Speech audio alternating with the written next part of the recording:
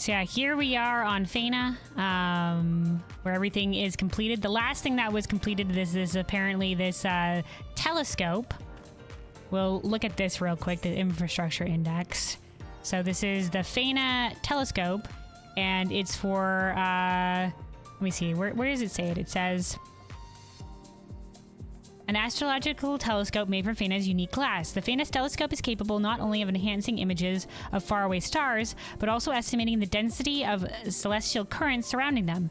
As the initiative's primary goal is to discover intelligent life and alien civilizations, our astronomers are already hard at work analyzing the findings of our truly gargantuan telescope. So it's a way for them to get ether readings and images from faraway stars to continue to plot our course from here. Because the reason apparently we went from Phaenna was because it's a good point where a lot of these celestial ether currents converge. And so this is a first stepping stone, and then we can have we can go different ways from here. So it's sort of like a crossroads of the celestial currents. We already know where we're going to next in terms of the planets, because it was spoken of in the live letter, but yeah, we can look at the telescope thingy from here. I guess actually this is not the final one. It'll probably have better images than the final one.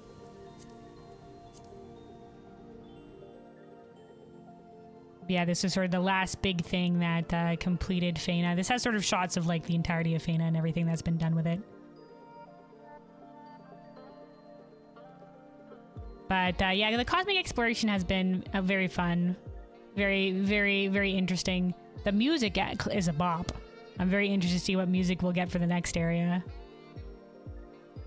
As soon as I entered Phaenna, I'm just like, wowee, this is great. Yeah, there's our giant-ass telescope.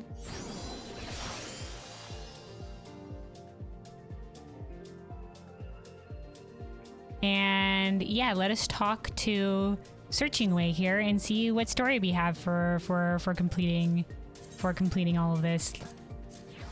All right. The brightest star. Searching Way wishes to laud you for your efforts on Phaenna.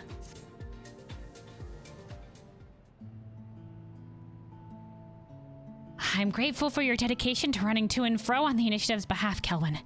You've gotten an eye full of the terrain in only the metaphorical sense, I hope. As in, like, not what, gotten glass in our eye?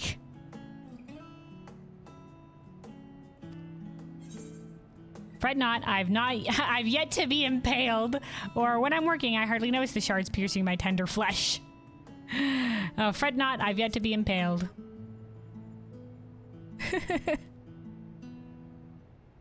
Excellent. No impaling.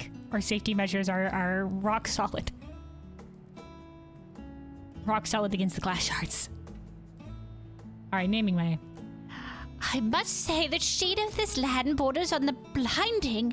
Had I known, I might have asked Driving Away for one of their manifold pairs of sunglasses. Manifold pairs.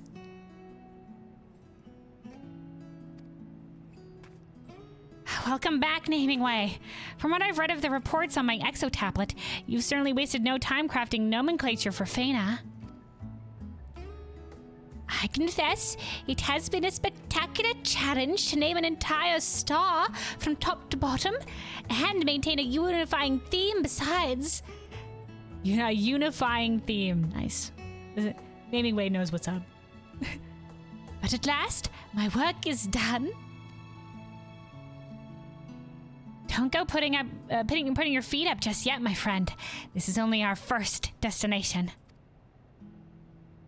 Yes, of course, rest assured, I shan't let my dictionaries gather dust. You know, Kelwyn, I did so enjoy our tour of Sinus Ardorum. Might you join me on another edifying jaunt? Okay, yeah, where explaining some of the names that they've given. Doubtless you're keen to hear what Naming Way's cooked up. Hop to it then. I'll be here when you return.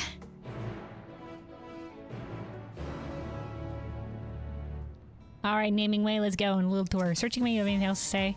Naming Way's terribly proud of all that he's accomplished here. Humor him, won't you? Dude, of course. I love my friend.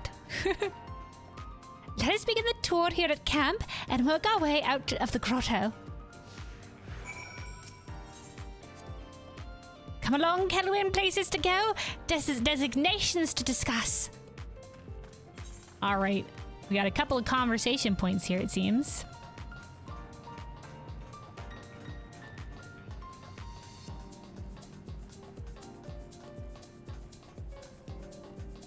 Dun, da, da, da. Discuss the lamp melt marble. Our scholars theorize that long ago, a vein of hot, molten glass carved out this cavern before being driven back by geothermal fluctuations. As the main flow receded, it left behind deposits of molten silicates, which hardened into the twisted shapes you see before you. Oh, like these things. Oh. That's that. I wonder if that's based on real-world geology. There are lots of cool things like that happen. For its resemblance to the glass produced by the lamp workers, the substance shall henceforth be known as lamp melt marble. We've no shortage of outcroppings here, if you ever wish to take a closer look. All right. And then we get another talking point about the mech hangers, maybe. Discuss the Phaenna glass. This is no ordinary stained glass, but Phaenna glass, crafted from lustrous materials unique to this star. Not only is it aesthetically pleasing, it can endure shard showers without suffering a single scratch, all while converting light into energy. Oh, very cool, very cool. Screenshot for the lore. Incredible, is it not? So like a solar panel. Phaenna's natural resources have proven tremendously valuable for their versatility. All right, and then over here to the destination. Oh, what's this? Vacuum suit specialist. No malfunctions detected. Now we just need to secure a safe flight path.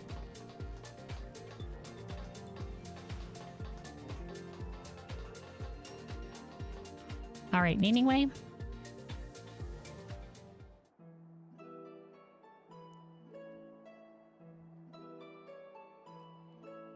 You're truly fortunate to find such an expansive formation to shelter us from Phaenna's harsh climate. Curious, isn't it? That something as delicate as glass can become both deadly threat and a stalwart shield. I mean, bulletproof glass. I mean, yeah, glass shards will definitely get you. But yeah, with enough force can shatter.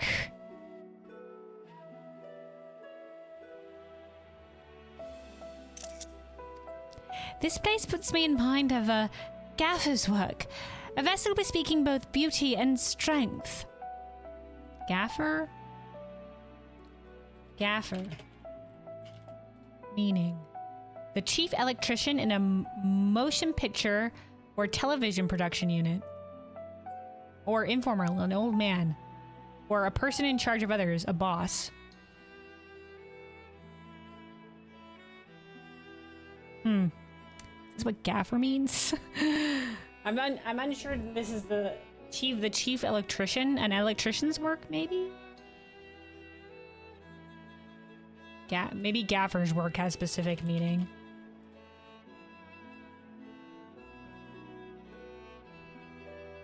Chief lighting technician, I guess, maybe. I don't know. Okay. That's why I call it the glass-blown grotto, you see.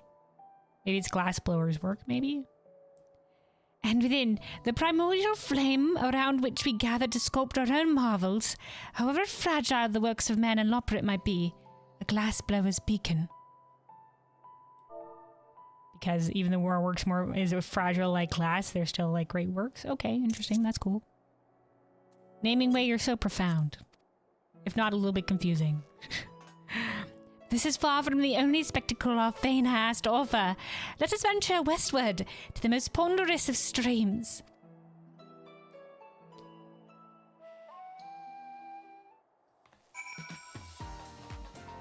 All right.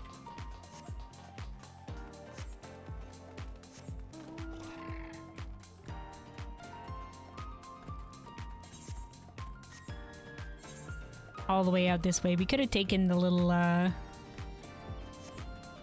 hoverboard thing, but here we go. The little hoverboard paths. But we're booking it now, manually.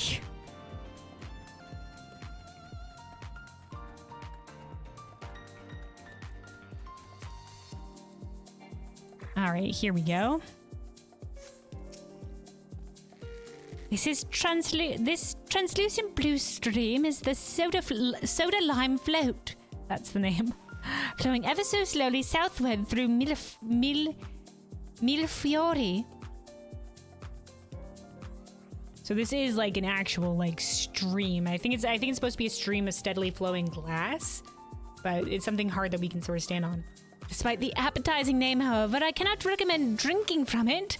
In terms of chemical composition, the water is itself essentially glass. Similarly, should you try to consume its fish, you shall find yourself with not but a plate of glass pescatore. These imposters, pescators, if you will. Right, anyway, pescators. Because pesca is a fish. Are in fact silicate globules animated by dense ether flowing beneath. Okay, so they're just glass silicate globules. Okay, animated by dense ether. Interesting. So like a golem. As a matter of fact, we have yet to discover any true animals on this star. Only golems and other arcane entities. So yeah, it would count as a golem. But no live animals yet. Though there was that one NPC that was speculating that if life were to form on this planet, it might be glass-based.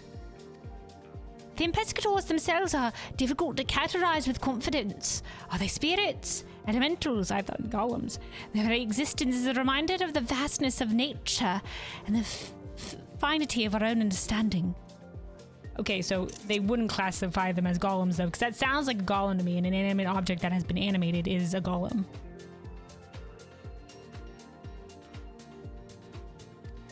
And those were merely the easy names. Next, I say we heat things up. Southward ho! Southward ho. Is this... Okay, all the way down to the lava area. Let's definitely ride the little things this time as we go.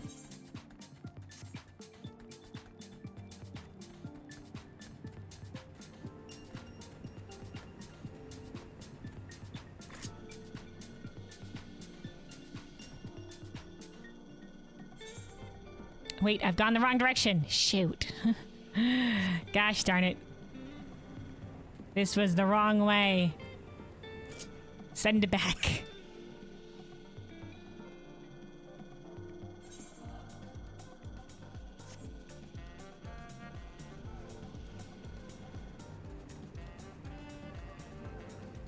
Here we go.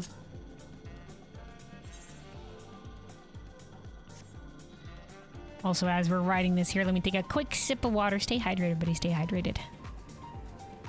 This should be the last one.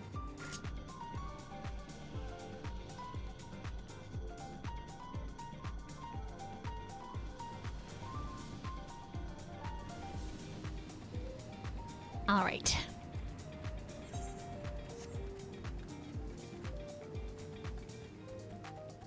Here we go, naming way. The Helionic's ridge rising above the fluorescent expanse, fusing away vent. The heat in this area is sufficient to melt glass, as the abundance of silicate magma attests, hence the name. Silicate magma. Temperatures fluctuate in the crater, and it is perfectly common for liquid magma to emerge from an apparently cooled crust. Do watch where you step. I should hate to see you lose your favorite boots, or your favorite feet, for that matter. Jokes aside, I do hope you're enjoying the tour thus far, Kelwin. Our next stop offers the most spectacular scenery of all. All right, over this way then. So this is basically a tour around all the places we've expanded into. All the places where Naming Way has named stuff like Saltpeter Shore, Millefiori, the Soda Lime Float, Capsule Chasm, Glassbone Grotto, etc., etc. All the tiny names too, like the Chill Mark, and Stone Breath Bellows, Opalescent Crossing, etc.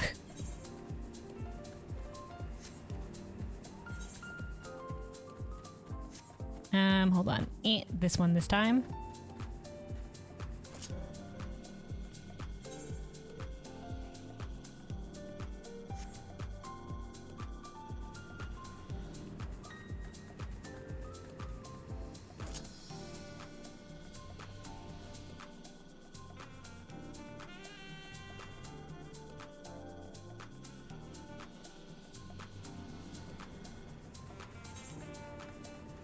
All right, and then out here.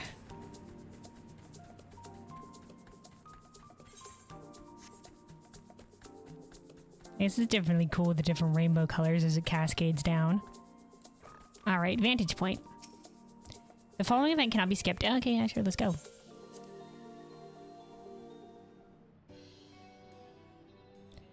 The view is magnificent, you must concede, and replete with features ripe for the naming besides. Naturally, I have given great thought to the terms for each and every site before you. You needn't hesitate to ask. Oh, this is one where you have to click on it. Alright, spiky crystalline tree. Just as we have yet to discover creatures here that fall within our common definitions, so do Phaenna's flora seem, to our eyes, to exist just outside our understanding of what constitutes plant life. Like fungus. The distempered oak is one such species whose explosive spikes do convert sunlight into energy, albeit through processes we have not yet begun to fathom. Okay, like something that's not like chloroplast and converting light into energy. We know still less about how said spikes form. Is there some significance as to their being both branch and leaf? You must assume there is some connection to the tree's uniquely harrowing environment. Yeah, I know. Maybe in the glass showers or whatever, something like this helps to stop anything from breaking off. Flowery shrub, quote unquote. I see you appreciating the flowers of the myrrhine. Oh, this is the yellow one. Is it not lovely how the delicate petals almost resemble lace? Squint? Sure. Does it? At a glance, one would surely think them handcrafted, but I assure you each bloom has pollen and seeds like any other species. Okay. So it does have plant life. How then do they reproduce without the assistance of animals? We can only assume the portiers are entirely dependent upon strong gusts of wind. Well, yeah, if they have wind-borne seeds. There's different methods to seed distribution, but yeah, wind-borne seeds is probably correct.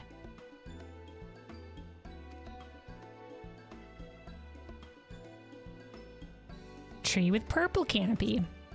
This looks more mushroom-like. Rather resembles a fungus from Weddingsway's bower, doesn't it? But it is in fact a tree, after a fashion. Okay. It would perhaps be a cousin of the acacia. Oh, acacia trees. They're sort of like, kind of like desert trees. Or I think they're found in like Africa.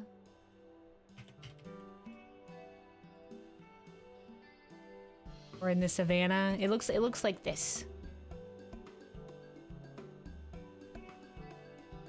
That's an acacia tree. Anyway, were it not made of glass plate top glass cane, thus have I named it the display Echinacea.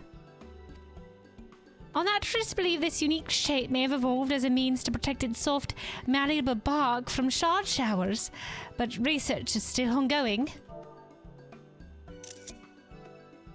So it says he says like the plant life defies definition, but there's some basis, some basic things, some idea of plant life here. iridescent we can naming way. No naming. I think in naming way, just he'll be like, go on, select things. All right, let's do the seemingly glass blown bloom. Has the faceted grass caught your eye? On Atheris, it's unheard of for naturally occurring crystals to take identical shapes, but these plants defy conventional wisdom.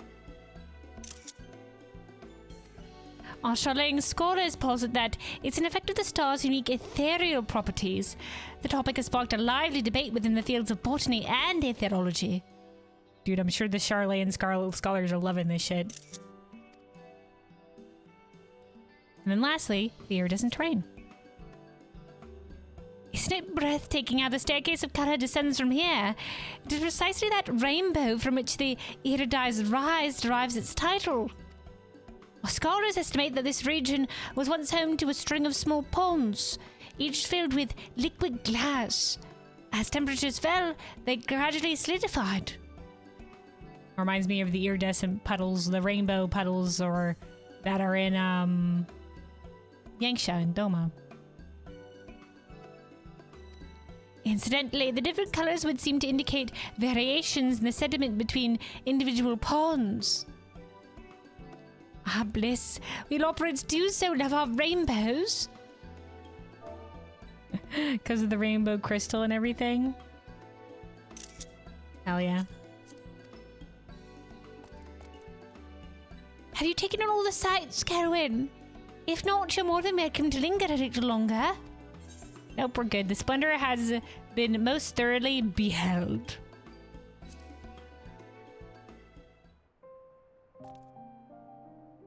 And I'm delighted that it has.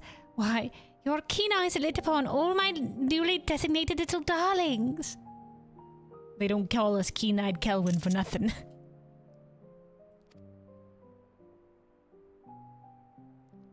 This is Flo. You sons of bitches. We have to turn up the volume for Flo. You know, Kerwin, I expected the Sea of Stars to have no shortage of novelties, but I never dreamed our first destination would be so very unlike Atheris. Here on Phaenna, something so mundane as glass has the power to surprise us. Each new discovery more intriguing than the last. Yeah, I mean, conditions on other planets can move very wildly in terms of its position to their sun, in terms of the base compounds that exist on the planet, in terms of the composition of its crust, etc., etc.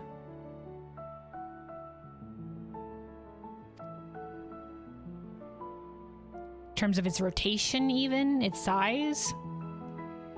My mind fills with questions. Whence came the strange shapes, the colors, the sounds? Why these and none other?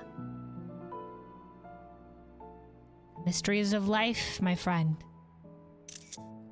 Why are things the way that they are? Who knows?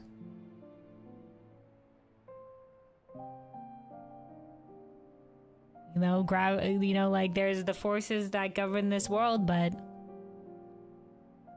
why those forces and none other? Things are the way that they are. And for the questions that do exist, like why some things are the way that they are, well, sometimes those have answers, and humanity has been delving into them since time immemorial. And our knowledge continues to expand. Glimpses of a design so grand, I'll never see the whole of it. Even with a lifespan as lengthy as mine own. Yep. The grand design of the universe. But someday, somehow, someone will know the shape of it. They'll follow in our footsteps, cradling the fragile things we leave behind. Hell yeah. I mean, we stand on the shoulders of giants in terms of the accumulated knowledge of humanity. And each of the steps that we build towards greater understanding is built upon the steps that have come before. And we keep on building that. Perhaps one day someone will know the greater shape of some of these mysteries we have yearned to grasp. But I imagine some things will always be mysterious, as there's a vast, vast universe out there. But knowledge and understanding is power. And good for its own sake, too.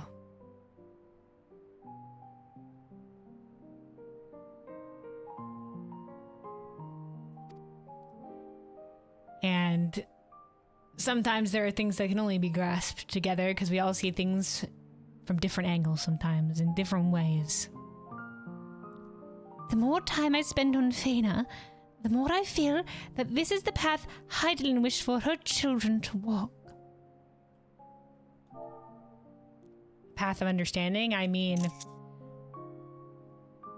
thinking back on what Phaenna told us when she was talking to us in Elpis, when we were waiting for that person to talk to and we were overlooking Elpis, she said that the more she learned, the more she realized how truly miraculous life was. And the more she felt that nothing was impossible.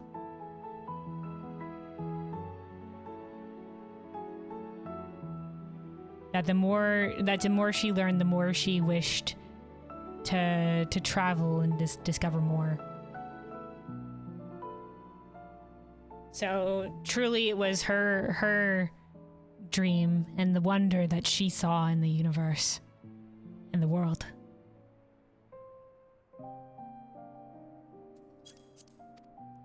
In the end, you and I may take but one small step, but the journey doesn't belong to us alone.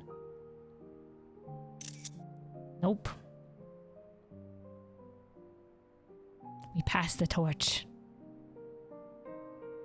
And we come together.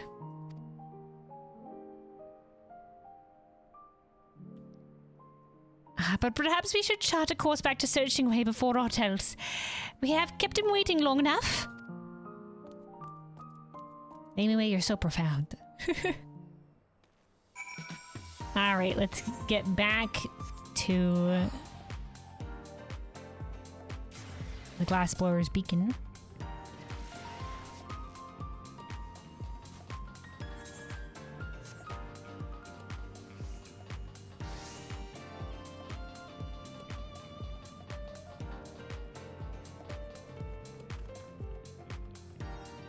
Anyway, another splendid tour in the books. You simply must recount it in detail for Searching Way post haste.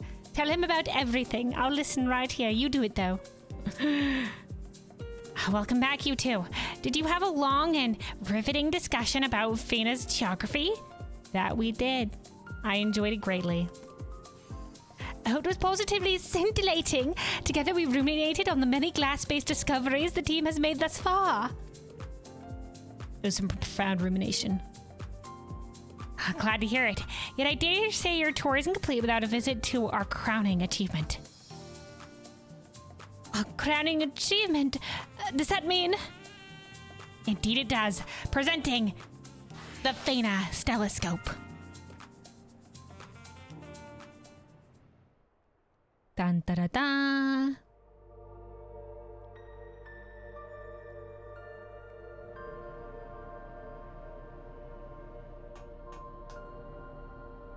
There's nice music, whatever this is starting as. It's even grander than the observatorium in Querthus. Oh, that's I guess that's kind of tiny in comparison. The observatorium in Querthus. Naming way, you've been there. Shot with all of us. Using the stelloscope, we've already sighted several more stars possessed of ether in abundance. Stars I can show you right now. Ooh. Okay. Several stars with ether in abundance. Yeah. Dun, da, da, da, da, da. Let me just press a few buttons here. Ooh, a constellation.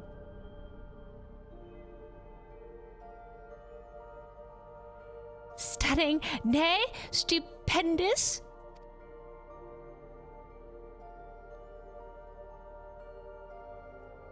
Each glimmer you see here contains myriad possibilities, and we're going to explore them to the last.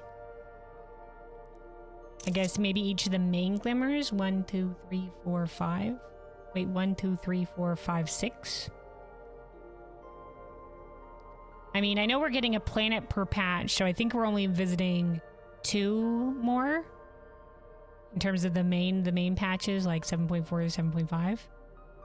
Possibly we get another one, and I don't know if this will continue past Dawntrail. I wouldn't imagine so, but I mean, it could going forward. I mean, why not? They've really made it that it does contain. I mean, we have the entire universe before us, so it could keep going. I mean, it's certainly possible.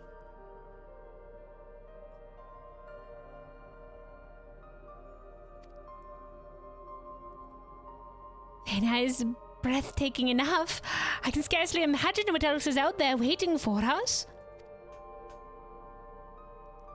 We won't know without further analysis, but if there's a celestial current strong enough, we may yet find new life, new civilizations. Maybe. I mean, like, if a life has already started anew, or if, you know, like, there was actually life somewhere that wasn't touched by Medion's Song of Despair, or if the Song of Life has started anew.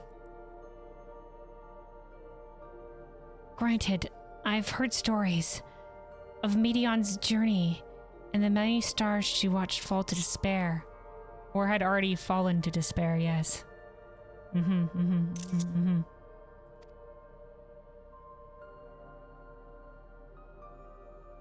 Oh, pained expression. Immediately caught that one the next... Yes, I myself learned of it not long after we were first brought into the initiative. A most lamentable tale. You were there, at the edge of existence. Were you not, Cohen? Pray tell, what precisely did you see? Oh, a lot of fucked up shit. But also, hope. Elysium. Memories of the long dead, ruin and despair. A series of bizarre life forms patronizing a cafe. Also, soup. That's okay. So that line is specifically the one for doing the I think I have to pick the one for doing the quest, for doing the Omicron reputation. Though technically the correct answer would be Memories of the Long Dead. But I have to pick this one because I love the Omicron reputation so, and if this is recognizing that, we have to go for it. Series of bizarre life forms patronize a cafe. Also, soup.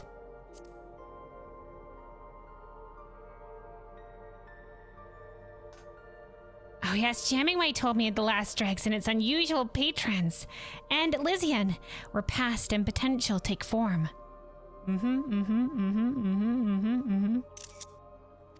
Good friend Jammingway. Well, regardless of what others have seen, I still wish to make the journey. Yeah, man, you have to, as, you know what, as I think it was in the Vanash, one of the Vanash short story, or it wasn't the Vanash short story, it was technically the Watcher short story, where you got a little bit of the perspective of, I think it's called a Friendship of Note or something like that. It's the perspective of the Watcher while he was still alive, while he was still a person, an ancient. And he said that Vana had told him that her successor, which is us, I believe the quote is that, you know, like, let me see if I can find it. Hold on.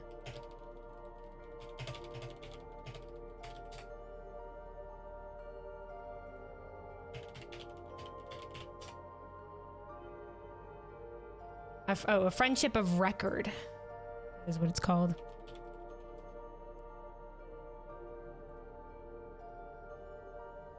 Let me see if I can find it exactly.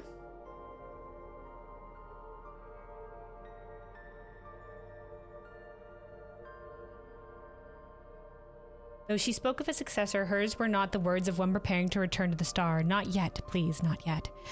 Having attained the apex of their personal truth, no small number of Anne and her colleagues had gone to rest among the shower of praise and accolades.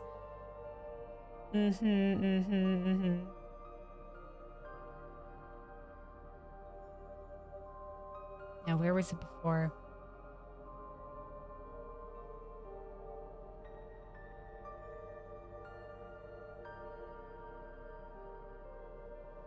I can't find the exact, maybe I can't find the exact quote.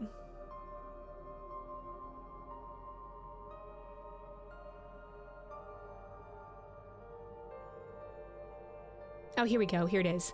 The journey is different for each who undertake it, even following the same route, visiting the same destinations. Oh, actually, I show you guys. Hold on. It's this line here. The journey is different for each who undertake it, even following the same route and visiting the same destinations.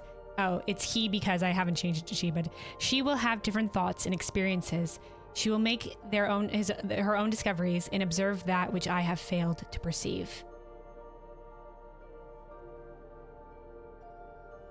You know, it's also like the quote, like, no man crosses the same river twice, for it is not the same river and he is not the same man. Because you gain different perspective and the river, you know, changes course or whatever have you, stuff like that. But it's the thing that we'll all have our own perspective, our own thoughts, our own experiences on the matter, and we'll be able to see things from different angles that will lead to different discoveries and different perceptions. You know, even on the same place on a different day could be vastly different with different people, or even in, you know, different time, different things, you know. But yeah, at the top there's the option to switch it from female or male, warrior of light, which changes the pronouns for them. Which changes the pronouns. But yeah, the journey is different for each to undertake it, even following the same route and visiting the same destinations. She will have different thoughts and experiences. She'll make her own discoveries and observe that which I have failed to perceive.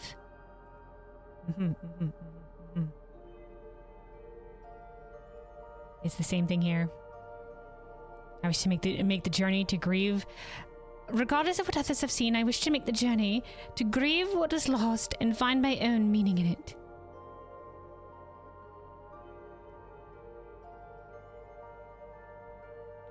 Yeah.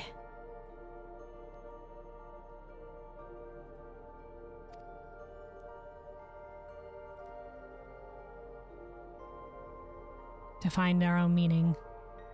That's what you got to do on the journey. That's what we learned from Medion and Xenos of all things, that nobody else can decide for you what your meaning is, what meaning you find in life. It's something you have to find for yourself. And do we not owe it to our fellow life forms to hold on to hope to the last?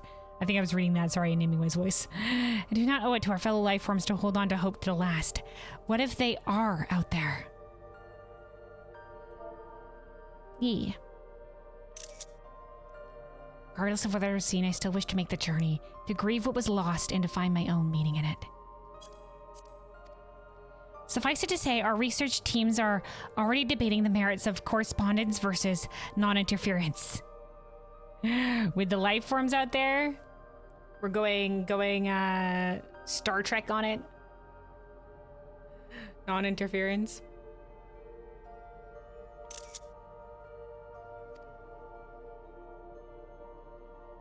Searching for the sparks of hope amid the darkness of despair. How poetic.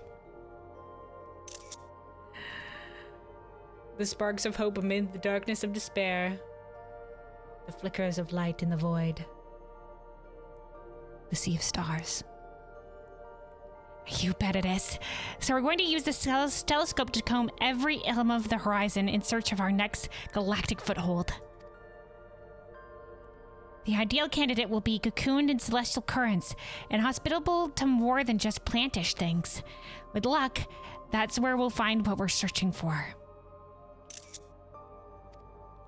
Hell yeah.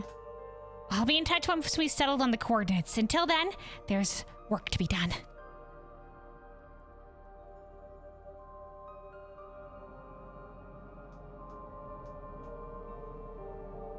All right, hell yeah. A little bit of Hidden Store's future, a little bit of reminiscing.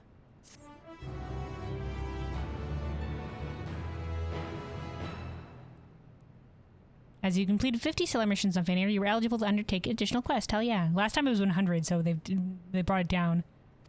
All right, let's go talk to Momoka then. Hold on, these guys have anything else to say?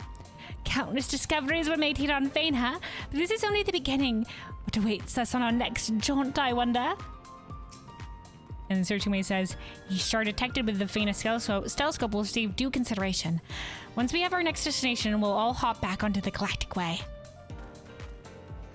All right, so there's more side quests to do over here with our friend Mumuko, who we spoke to last time as a sort of manager in this area. All right, let me take a quick sip of water here before we get into this side quest. Stay hydrated, everybody. Stay hydrated.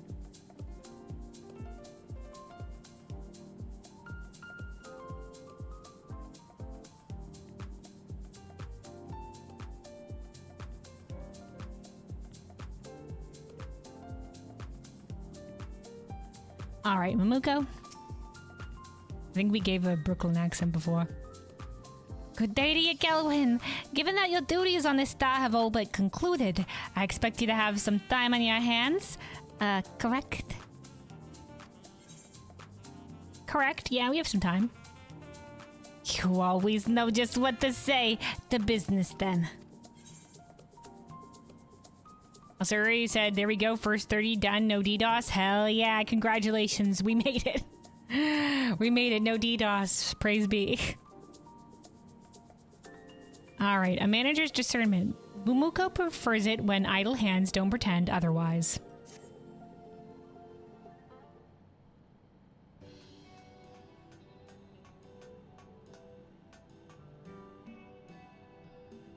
Say hello to Phasenway, fellow project manager for the initiative. Okay, hi Phasenway.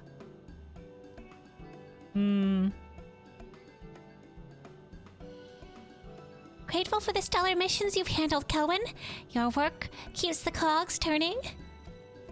And me and Mumuko here keep them from rolling off to mother knows where.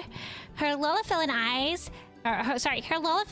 is indispensable in spotting trouble the average lawbrit might overlook.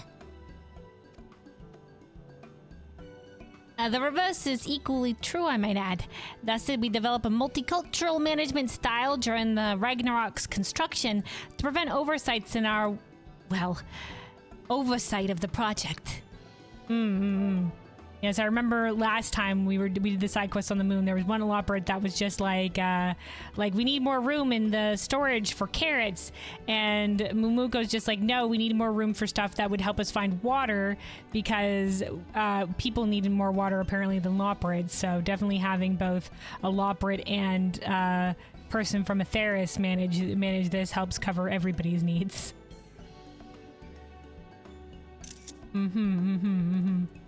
Because the lawbirds still, I don't think, know a lot about people. And with that, you don't want to push your luck of getting 40 to 50. That's probably smart. That's probably smart.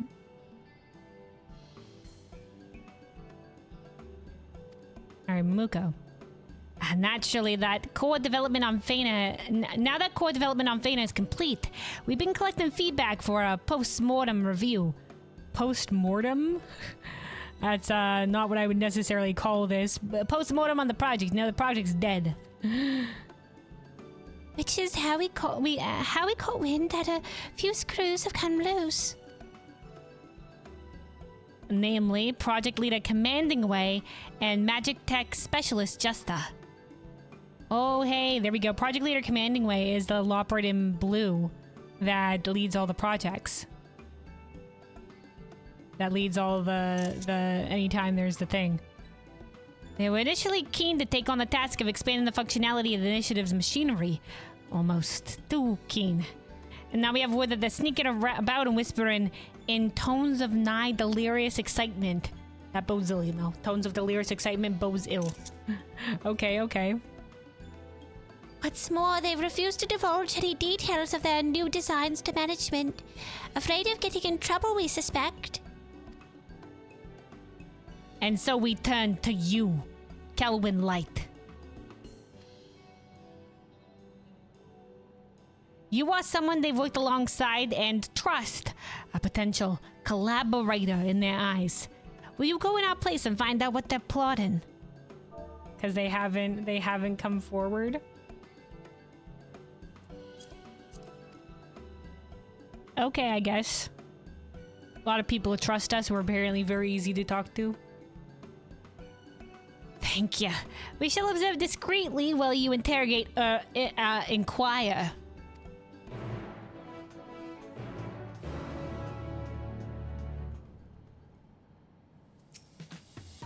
Remember, under no circumstances you let slip that we put you up to this, alright? It was all your own idea. You're just gonna casually walk by and just be like, you know? Casual, like. Alright, Ishgardian Glassworker. Oh, we have a couple of other side quests here as well. Let's see. Ishgardian Glassworker. Hello. From Ishgard, eh? The Ishgardian Glassworker needs to touch glass. Oh, translation team, because they need to touch grass. Adventurer. A proper adventurer, that is. Out here, we are adventurers of all sorts, are we not? In sooth, however, I am a glassworker of Ishgard. 'Twas for that expertise that I was invited to take part in the initiative, and have been quite content to oversee the work at Glassblower's Beacon. Yet as my time here draws to a close, I find myself regretting having failed to venture further afield. I am certain its vistas would inspire me for years to come. Yeah, I know, an entire different planet, eh? For that reason, I should like to take a brief stroll and perhaps collect a few samples that might be incorporated into my future works. Provided be very careful. Like, make sure that shit's sterilized as fuck. We don't want any cross-contamination on different planets. Provided you are willing to escort me through the Herrig environs, of course. Alright, leave it to me. I am in your debt. Once you have made your expert preparations for the trials ahead, let us meet to the southwest, within a safe distance of the grotto, of course. We're not going too far. Alright, and then there's another quest over here. Should we do these smaller side quests first before we go talk to them? This is just like the Guardian Restoration. There's a lot of fun little side quests over here. Oh, I think are they up on the... Up here? Oh, it's the vacuum suit specialist. I thought they looked new. Pilot wanted. The vacuum suit specialist seeks qualified candidates only. Well, if it isn't Kelwyn Light, the rumors don't do you justice. I say, I don't suppose you have a moment, do you? Yeah, sure, I have a moment. We're planning to conduct a high-altitude test flight. Though it's seldom necessary during standard operation, vacuum suits are equipped for it. Until recently, manned flights were prohibited, a safety precaution due to the difference in magnetism levels below Phaenna and Sinus Aldorum. Difference in magnetism levels. Oh, okay. Alright, okay. Now that we have significantly fewer project drones whizzing about, however, it should be possible to establish a safe flight path through areas with low magnetic interference without risk of collision. The trouble is, we're still required to fly in pairs in case of emergency. I should love to have someone of your skill in the air with me. Okay, hell yeah, this is gonna be like a partnered flight. They've done this before in terms of the questings. Fantastic. Let me know when you're ready to strap in. All right. All set, then let's start the test flight. Just follow my lead and try not to lag behind. All right, let's go.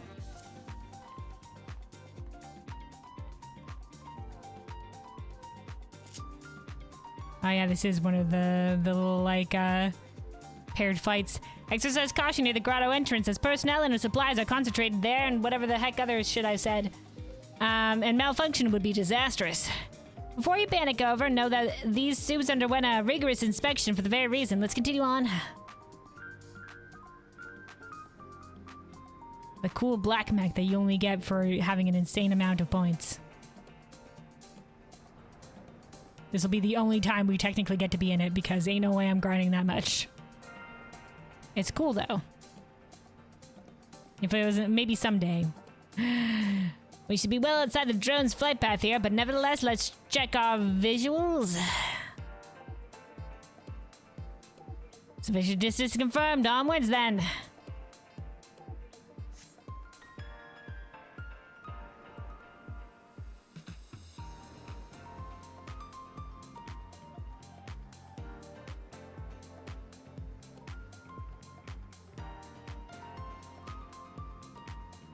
Next, let's see what happens when we cut across the river to the volcano. We need to listen carefully for any signs of engine trouble, but in the meantime, we can enjoy the scenery. Scenery enjoyment. Very slow scenery enjoyment.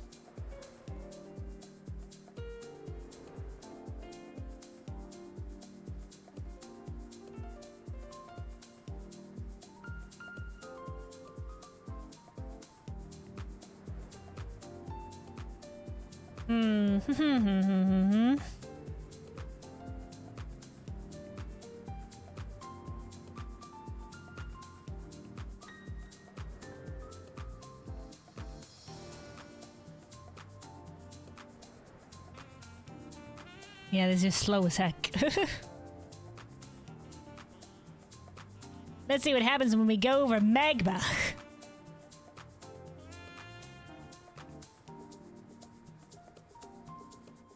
Around here, we can expect turbulence at high altitudes. Hot volcanic air tends to rise sharply. Yeah, which is why maybe not for the test flight is kind of... Granted, vacuum suits are designed to handle it. To a degree. I would be more concerned during a heavy glass storm.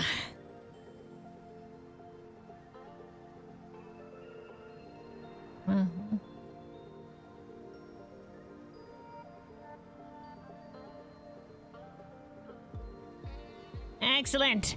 Now that the flight path has passed inspection, let's test out the automatic recall system.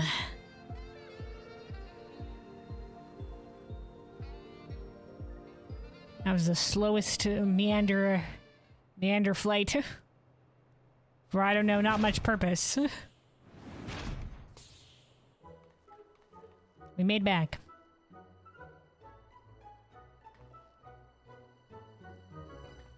Whoa.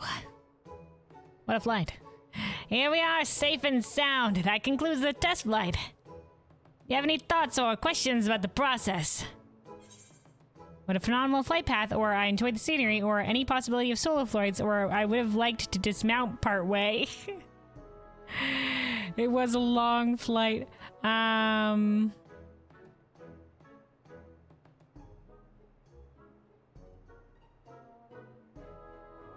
Yeah, sure, I enjoyed the scenery. It was nice. The plane's pretty.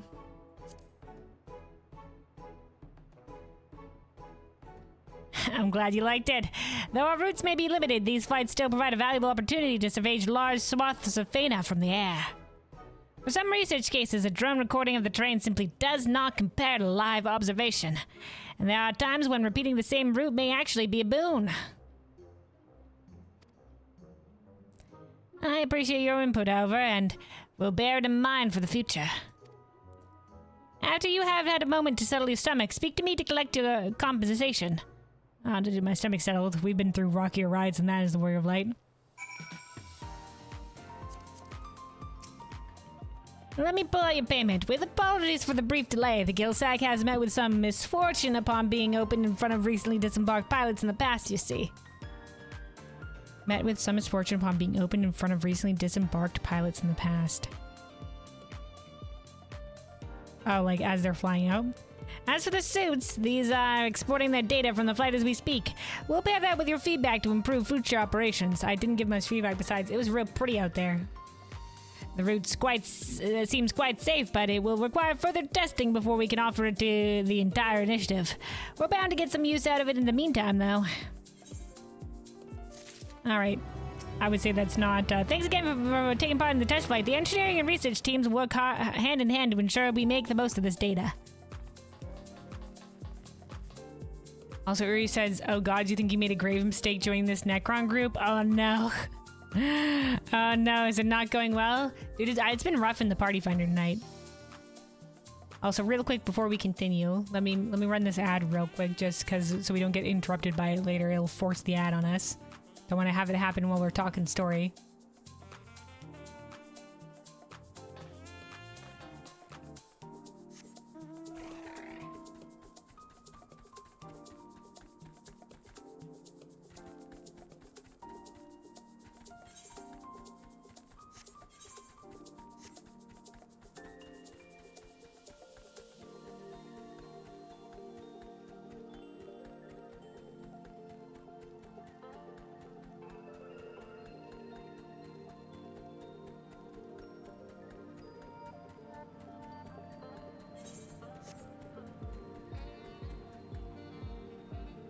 All right, there we go. I think people will be back for the ad, but just in case, let me also take a sip of water. And also, Uro. Also, Uro, you said a grave mistake. You mean like a grave because it's Necron and he's the primal of the dead. But it's a pun. Anyway, quick sip of water. Stay hydrated, everybody.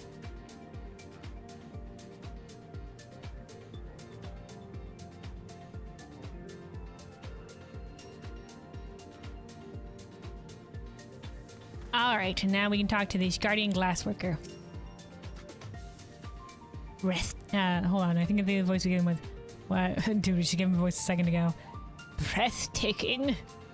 There we go. Oh, forgive me, I was captivated by the scenery. That's pretty great, isn't it?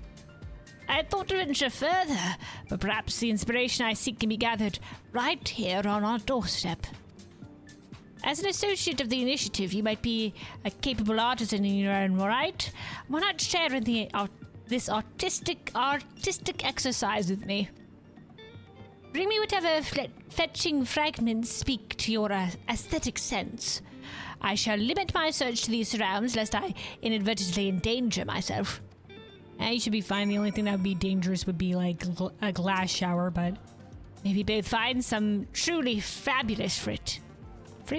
Okay. I wonder, do we only get to pick up one piece of things?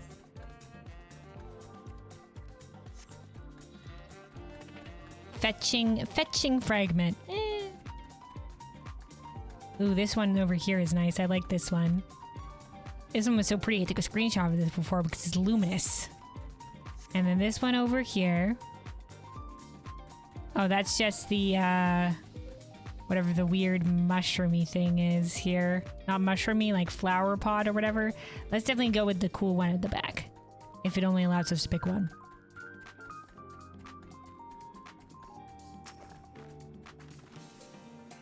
It's like a geode. Oh no, we're picking each of them. Alright. I thought we were making an actual choice. Now we're just picking all of them. I should check the quest log. It did say it did say out of 3. Look, see there, they start as the big round orbs here. And they break up like that. They look like an egg.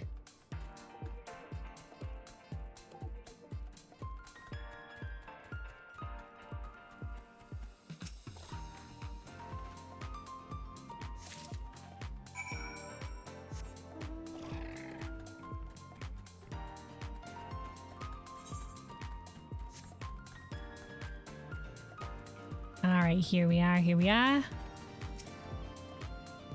Oh, you're alive, dude. I did not go that far. Did you espy any works of art? Fetching fragment, an exquisitely pigmented shard of natural glass found on Phaenna. You have an artisan's eye indeed.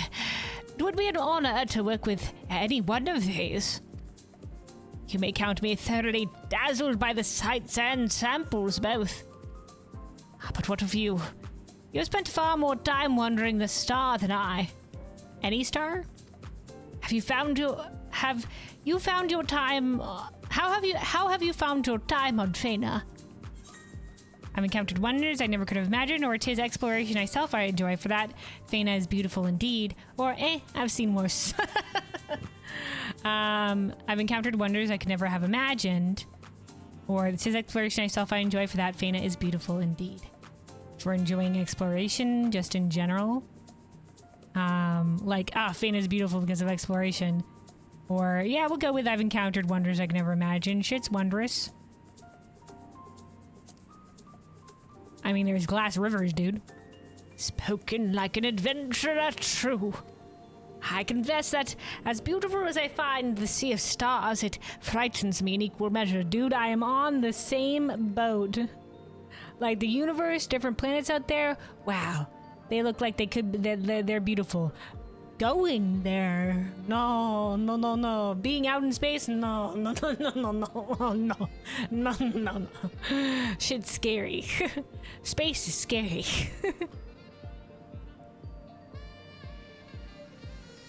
How much there is to see, and how limited my own view of it. Yeah, dude.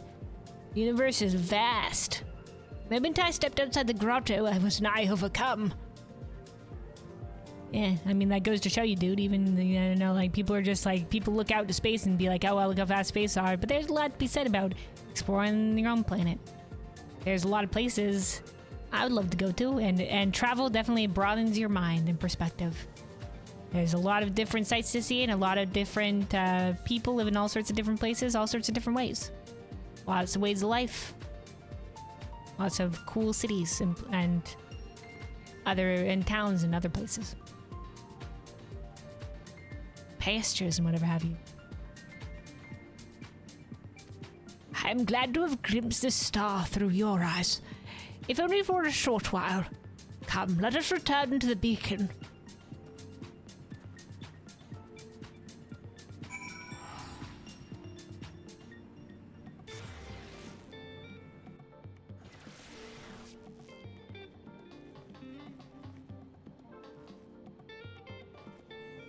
Look at this cool Hrothgar.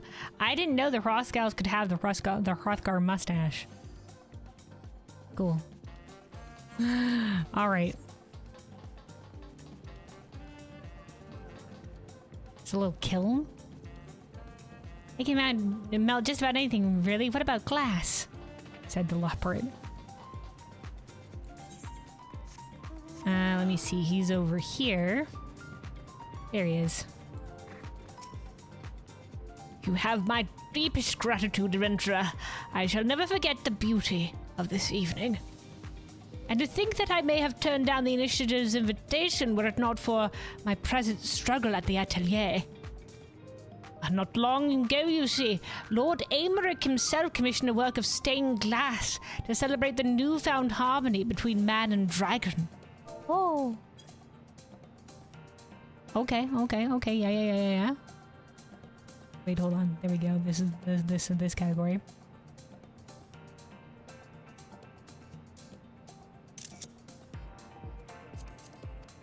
From the first, I floundered. Long did I know dragons only as terrifying beasts. To see beauty, let alone kinship, in the visage of those creatures, 'twas beyond even my imagination.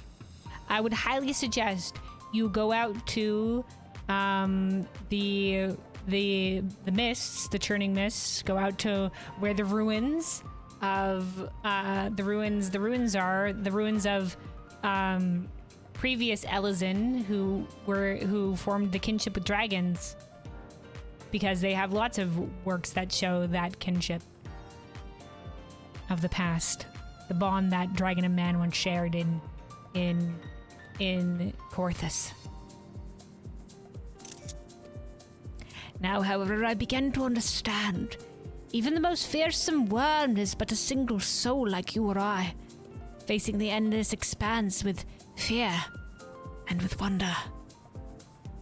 Well, yeah, so sure, yeah. I mean, they can fly out here all their own, so they're a little bit more equipped for it, but yeah. I envision a dragon soaring between stars, graceful and strong, following a glimmer of light across an unimaginable distance. That was Midgard Summer. Carrying what few eggs he could carry with him and looking across the expanse for a beacon of hope. For the future of the dragons. A fitting use for glass, I should think.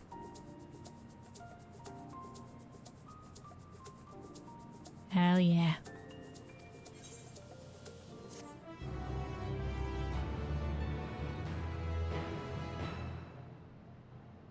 I'm sure the dragons will appreciate it. A nod to the father of dragons and the immense journey he undertook.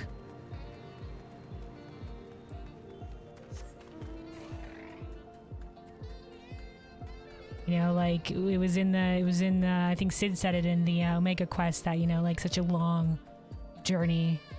If Omega had a soul, you know, perhaps following Midgard Summer, perhaps it would have been, you know, like to endure for that long. That Midgard Summer did it at great expense to himself, because, you know, we saw how he was in his prime versus how he was when he ended up here. Like, as of that, he was worn by that journey, but he made it. All right, now here are these two. Commanding Way, our first time to talk to Commanding Way. And Justa, who I don't remember that much of. Were they they're the Garlean, I think, that we spoke to briefly from last quest on the moon. I forget what voice I gave them, but maybe I know precisely what components we require.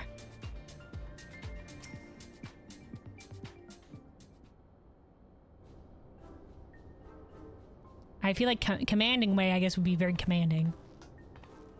Hi, fellows. What's happening over here? Ah, another member of our merry crew. Always glad to have you on. Oh, hold on. Have ye on deck. Hold on. Ah, another member of our merry crew. Always glad to have you on deck, Kelvin. We're gonna give them this accent now because they said ye, and therefore this is the accent we give them. Number one and I we're charting a bold course to reinvent the fleet's machinery. Number one.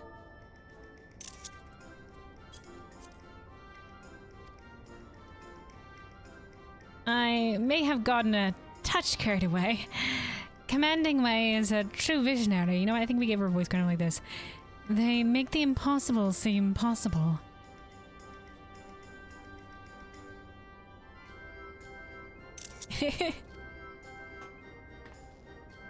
You're too kind, number one. Now about those mech designs. If you ask me, we're still leaving too much on the table. What about ethereal sabers? So we can duel them rather than pirates all flashy like.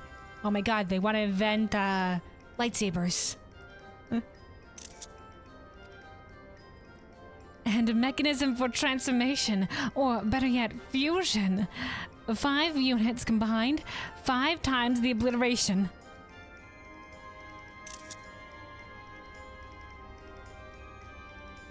What?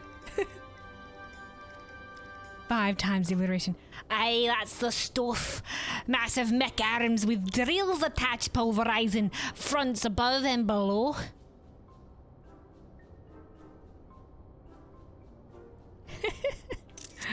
What a group. Had the components from a standard Magitech excavator. Had I the components for a standard magic excavator, I could begin fitting them immediately. Well, what are you waiting for, Calvin? In regards to what? Spouting out more ideas? Hold it right there, you two. You were expressly instructed not to lose sight of the initiative's needs. What's all this about sabers and drill arms? That's right, I was eavesdropping.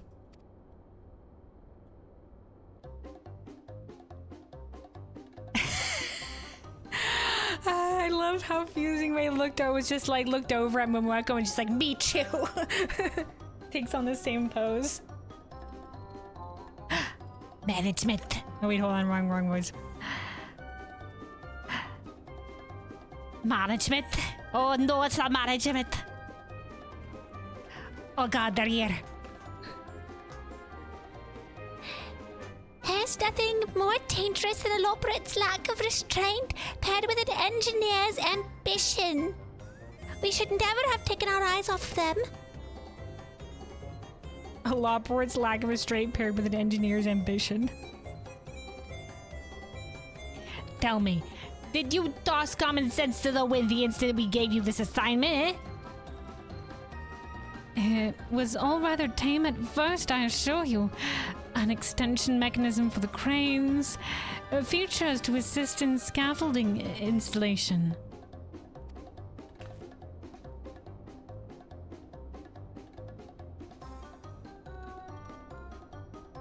Sensible enough. Do you have any suggestions in that vein, Kelwin?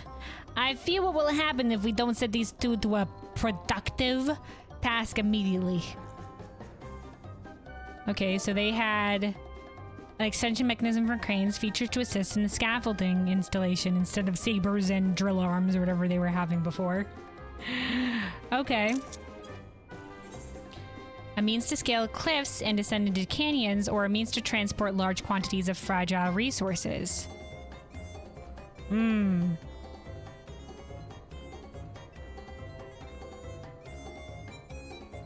We have had to descend into canyons a few times. Or means to transport, means to descend into canyons. We did descend into the canyon previously.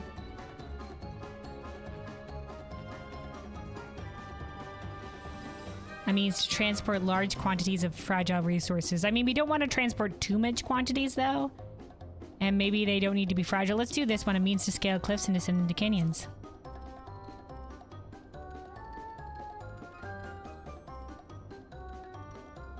Very good.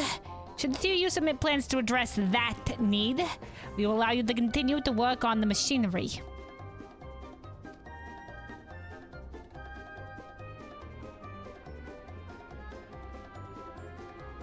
We value your passion, but see that you do not lose sight of our common goal again. We have a budget to maintain. This shit doesn't spawn out of nothing, eh? We're on budget. Sabers and drill arms, where do you think these things come from? Thin air? Do they grow on trees, these sabers and drill arms and all this machinery that you want to know? We gotta do this for the initiative. We're on thin resources out here. We're in fucking space, man. There's only so much we can get out here. So many supply runs we can get, eh? As for you, Commandant Wei, pray accompany me to the station. You'll need to discuss your conduct.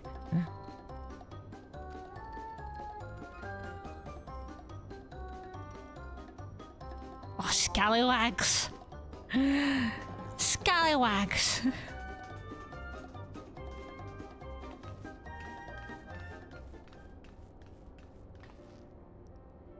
I confess, I let my good sense slip away from me. I simply feel so empowered here, as though I could build anything my heart desires. I mean, hell yeah. You certainly could. I mean, things are crazy out here, and we have so much tech, and, you know, cool planet resources, but yeah, we do, there is some limits in terms of resources here. But for now, I should finish my maintenance tasks. Could you go and check on poor Commanding Wei for me? I worry Mumako's lecture may run over long. I promise I shall keep my ambition in check from now on. Please, would you go and rescue Commanding Wei from their scolding? Okay, so there. They, them. Lawprits are by default they, them. They don't have gender. But some Lawprits choose to identify by a gender. Alright, Commanding Wei. Alright, so it may be as I let things get out of hand.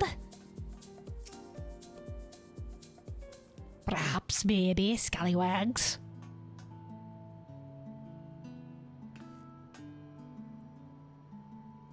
Commanding way. You understand why we brought you here, correct? Well, I may have gotten a wee bit carried away. A wee bit. My duty was once to man the helm as my charges forged ahead into the unknown. If the Exodus had gone to plan, I would have led a group to build a new home on whichever star offered us refuge. Okay. That was their initial purpose. To forge ahead. Heidlin gave me this extra large body so I'd be easy to see, see? See, a little bit taller than the other operates, you know. That's why I'm special. Individually crafted I was.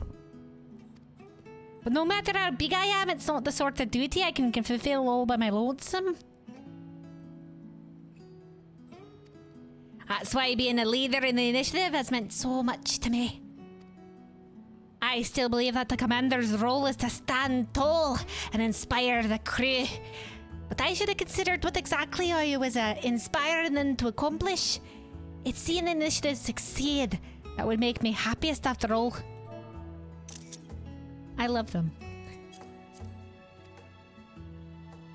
Promise you'll remember that, and please too set a better example for the team in the future. Aye, aye. We've steered them back on the proper course. Glory to the initiative. Glory to the initiative. Yeah. What a headache. Perry finished on Phaenna, and everyone's already tripping all over themselves in anticipation of the next star. I've kind of...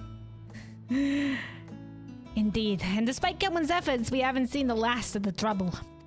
In fact, I expect it'll be along any moment now. Trouble, that is. What didn't I tell ya? As we speak, a very important guest is traveling here from Atheris by way of Sinus Audorum. The details are confidential, but suffice to say I'll be in touch.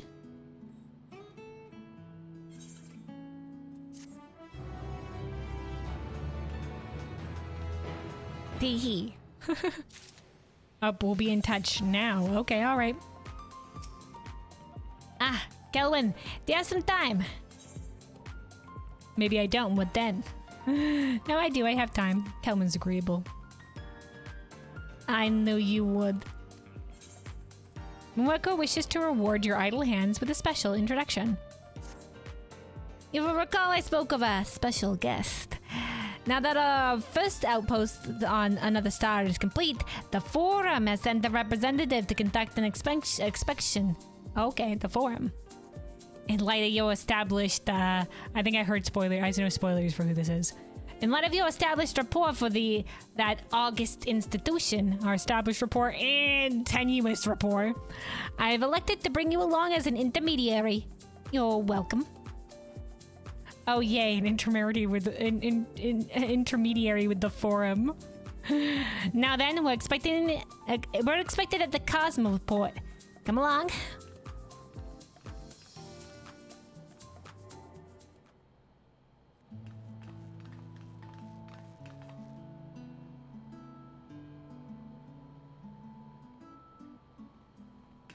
There they are, the Forum member in the classic Forum member robes.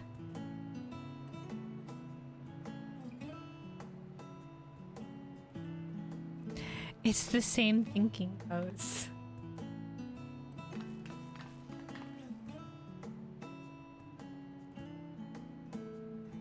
The same hand to the arm. But then again, I think that's also default Makote.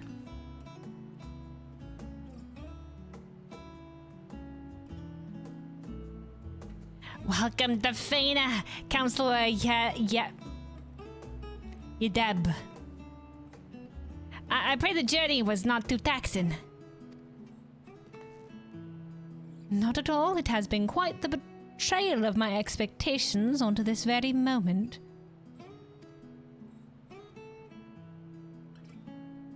Hi. Up, curious head tilt. I imagine the forum's obligation here is plain. Curious head tilt, why look at me specifically? Yeah, I'm the Warrior of Light, Champion of the Star. Messed with the forum bunch. I imagine the forum's obligation here is plain, given that your initiative would not exist were it not for the Ragnarok.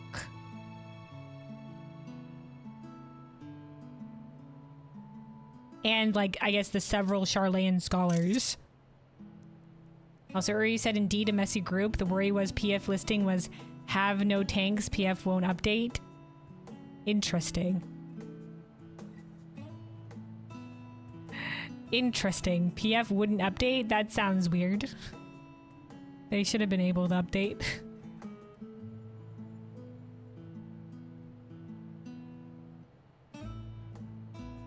Alright, so they did. We need the Ragnarok. I forgot how the start of this one was. Anyway. If Aether's first interstellar expedition, Ultima Thule notwithstanding, is to rely upon Charlayan technology, it is the forum's duty to safeguard it, to safeguard against its misuse. That's fair. That's very responsible.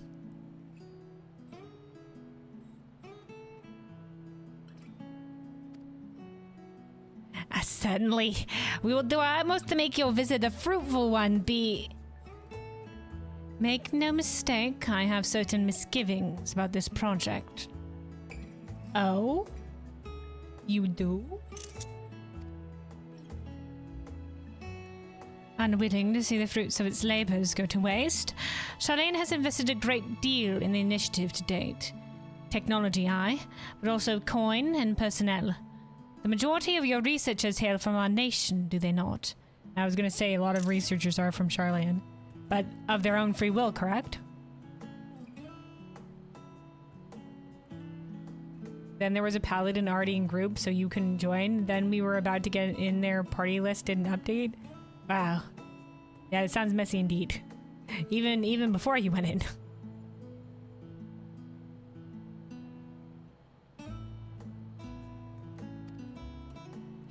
Yet following the final days, our actions are under greater scrutiny than ever before. Should it be suggested that our ambitions include extrastellar colonization, conflict is certain to follow. Conflict with who? What scrutiny? From where? From which nations? Who? Who's scrutinizing? The only asshats that I would think would scrutinize that much would really be Garlemald. I mean... Our continued involvement is dependent on your results outweighing that risk. And I intend to make an honest accounting.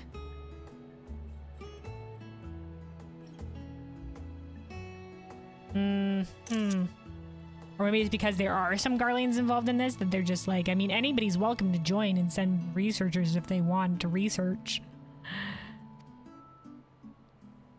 Such a tremendous burden would surely be lightened with the assistance of the expert before you.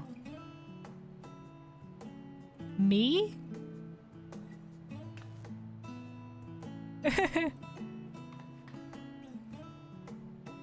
Aye.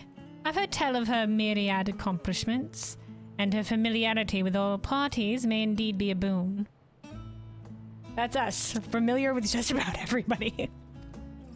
You are at liberty to avail me of your insight as you see fit, Kelwyn Light. Full name drop. Then I lead the council in your care. I suggest you begin by introducing her to... Man, no, Mamako, you told me that you just wanted me here. You didn't say take that full tour into your hands. It's all on you now, Kelvin. Bye. I suggest you begin by introducing the doll we built here, Glass Blower's Beacon. Bye. Okay, leave it to me, Chestpad. Apparently, Kelvin's so gracious.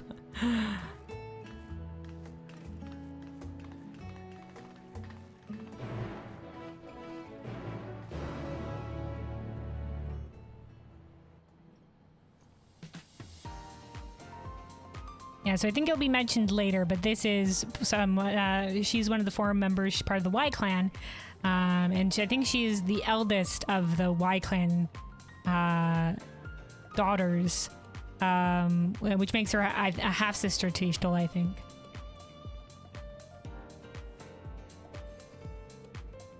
All right, Momoko. To try your best not to offend Counselor Yadab. Even for you, she may prove difficult. Even for you. Even for you, you're a real people person. I shall follow your lead. Do be thorough. Okay. Anything else to say? ... I apologize. It has been some time since you and your fellow scions stood before the forum, and admit to some curiosity as how you've spent the intervening time. Oh, well, you see, I went to go explore the new world, the western continent, Tro, and have been there at request of one of the candidates for the throne to help with to be an aid in succession, and then shit hit the fan. And there was some interesting shenanigans that went down in terms of the sudden appearance of a rival nation. And then we've been helping out their situation too, and finding peace and whatnot. And then, as you can see, I've also been helping out here and there with this expedition as well. Amongst other things. More the fool I for considering you might be content to rest upon your laurels of your latest heroics. Judging by those calluses, you are every bit the adventurer I've heard so much about. Based on the calluses alone.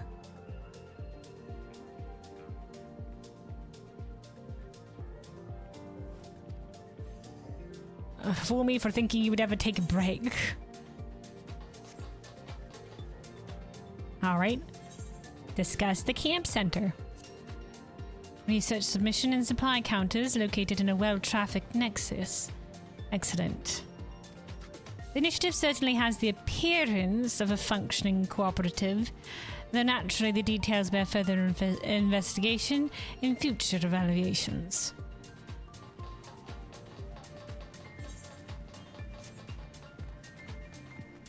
Oh, hey, Jesta again. Hi, Jesta. Having left Sinus Ardorum, our bonds are stronger than ever. No matter whence we hail, we're all united under the banner of cosmic exploration. Hell yeah, lass, hell yeah. Alright, so this is the housing area. One of the first areas that we built. This is where we're talking to her. Right? Where? Oh, over there. Ta-da. Key facilities at the center, encircled by residential and other less vital structures. Whilst the hangar position has been suitably adapted to Phaenna's geography, the layout bears a close resemblance to that of our original designs for post-Exodus colony. For a post-Exodus colony, okay, so yeah, they're following the same plans. I mean, that's what the Charlayans were familiar with, as are the Loprids. Indeed, scale notwithstanding, it is the very picture of the shelter we once envisioned for refugees of the final days, with comforts echoing those found in the cities of Atheros. Clearly, the initiative recognizes how swiftly those without extensive field training can become unmoored without familiar amenities to provide a sense of psychological safety. Lots of big words you just used, man, but yes.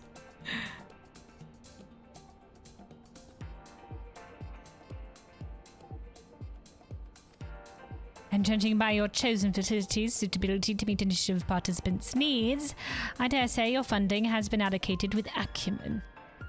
Yeah, you can mostly thank Mueko for that. She keeps a tight leash on everybody.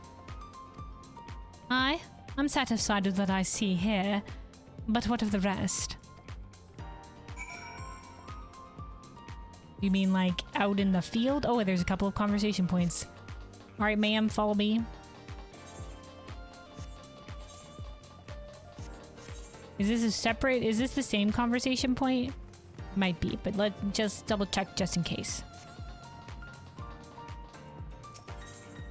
Nope, that is the same discuss at camp center, which means it's the one over here.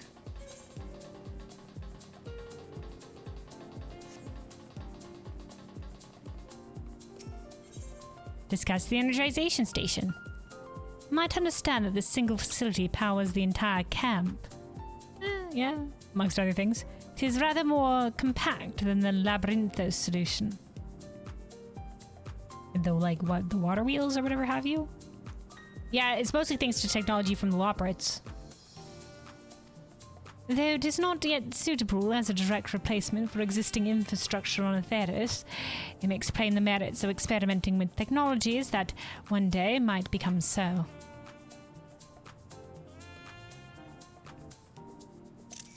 Yeah, like our research out here will certainly help with Atheris, you know, as we tackle problems out here, you know, perhaps one day we'll be able to solve similar problems or problems that are currently ongoing on Atheris.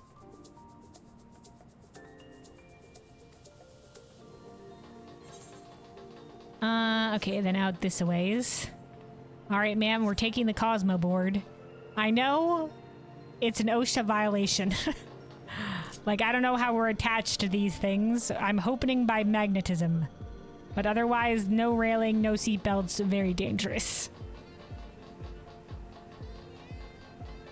Alright, behold.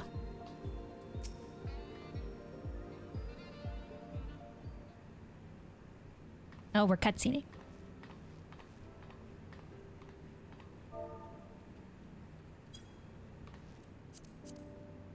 Star as beautiful from the ground as 'twas from above, if not more so. Though I must say, it feels passing strange to descend upon a foreign world and see one's own countrymen milling about. That's true. But hey, that's the point, right? This is our little pocket. 'Tis the first I've seen of many technologies at work here. Operate innovations, I suppose. Indeedy. I mean, they have knowledge of the technologies of the ancients, so they have quite a lot to impart. Yet each shaped by Charlatan theoretics, if I'm not mistaken. Yeah, a little bit of combine both forces. Despite knowing 'twas planned for the Exodus, to see it take the form of on another star is surreal. Pretty cool.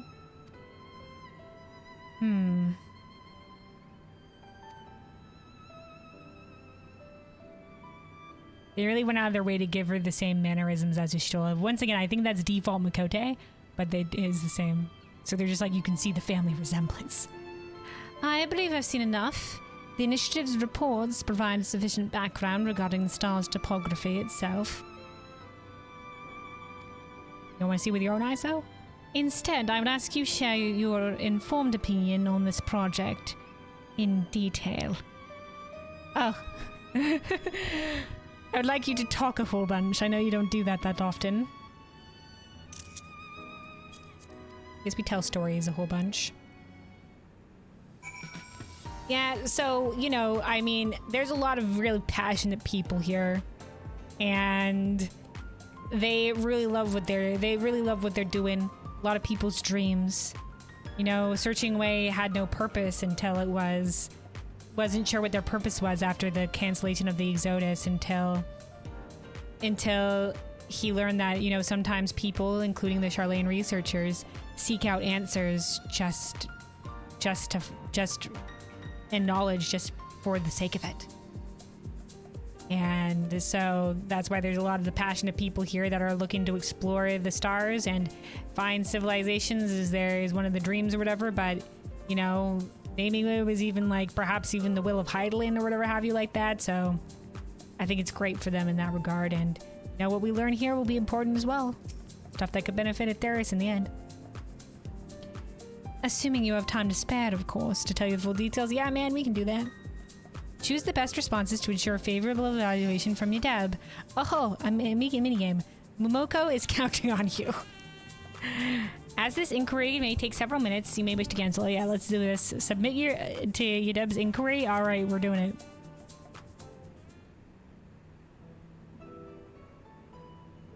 Very good. I'm obliged to mention that your answers will be included in my report verbatim. But pray, do not let that concern you. You can only give the answers I can give. How would you evaluate the cooperation between Charlayans and Loporrits? Excellent. They complement each other's strengths, or the Loporrits usually get their way. No, I would say they complement each other's strengths.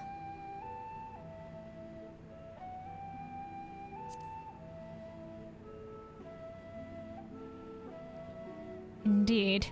It seems the Loporrits rely on my countrymen to inject an amount of reason into the proceedings, while driving the project ever forward with their unusual notions.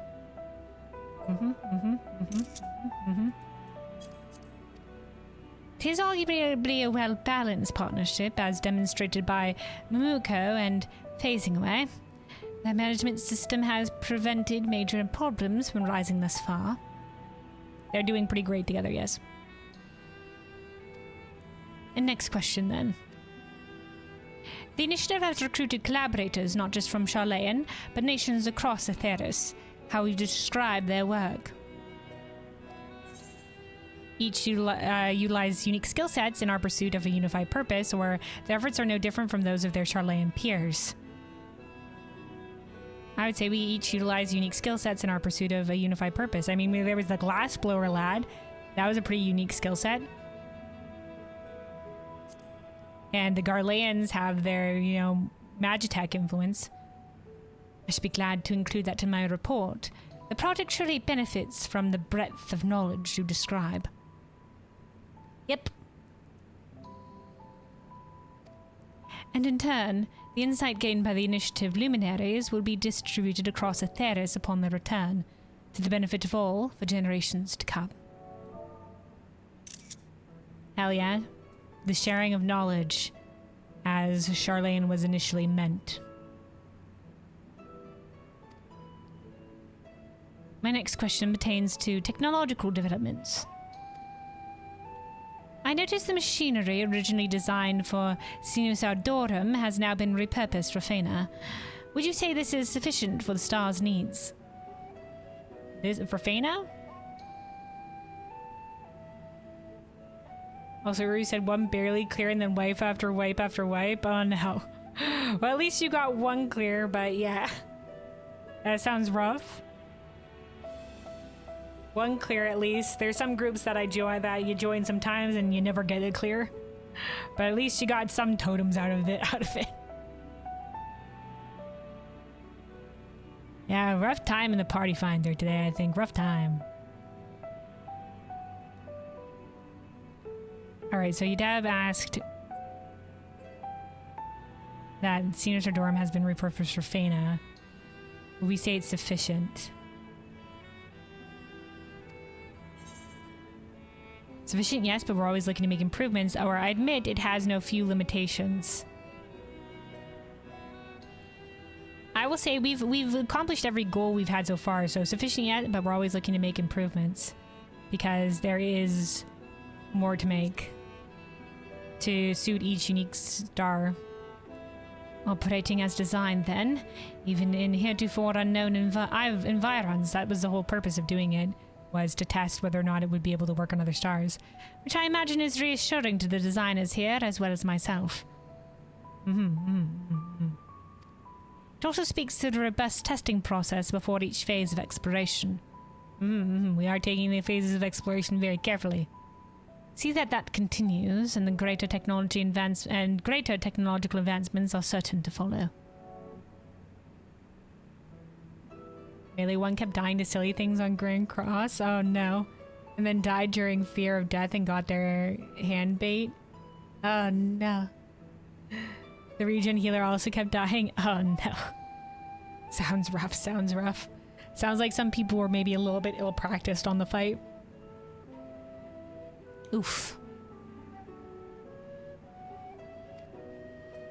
Alright, Deb. Now for my final question for you. In your opinion, what is the purpose of this initiative as a whole? Discovery.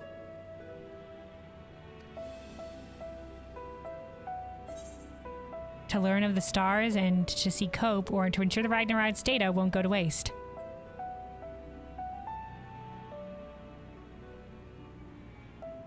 The Ragnarok's data was data that it collected when it came back. Like on the journey back from the end of the universe, it collected data along the way, and I think that's why they said it was thanks to the Ragnarok that this took off. I think that's initially what it was. But no, I wouldn't say its purpose is to make sure the data doesn't go to waste. It's grander than that. There's a lot of hopes involved in this. To learn of the stars and to see Cope. I mean, when we finished the Charlayan role quests and we did the culmination, I think it was asked, if you encountered civilizations, what would you tell them? And we were like, we would tell them of Medion's, of the message of hope. To learn of the stars and to see Cope.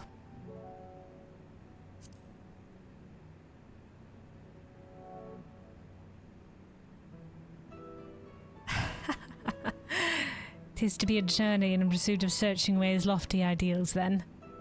A trifle saccharine for my report, I fear. But true. For there is no greater purpose than to follow our heart.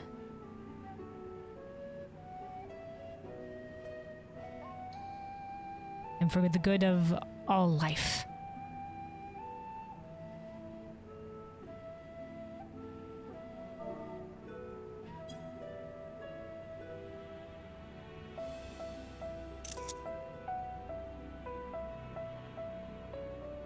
They were also min-eye level, you think? No.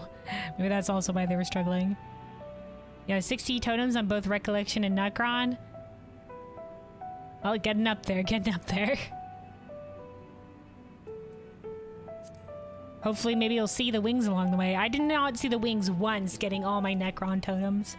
Not a single time. I saw the wings a few times for Recollection, but not for... Never for Necron.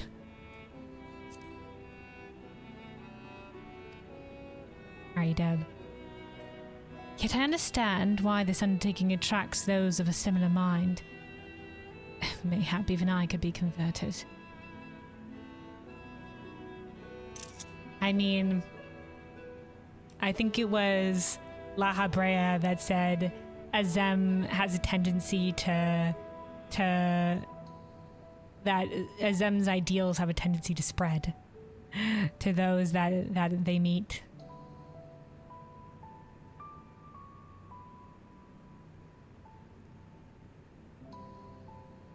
Instead of the greater good, like that La Habrea was just like, that's a very, very, very Zem like the mission that we took in Pandemonium to save the researchers, even though it risked, eventually the greater good. It was because of the dreams of the researchers and whatnot. And La Habrea said it was very like Azem, and that's the thing about Azem, is that it had a tendency, that idealism had a tendency to spread.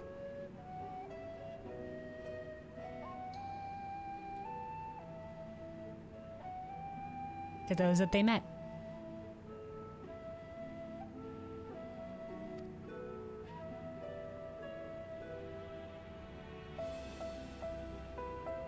Ahem.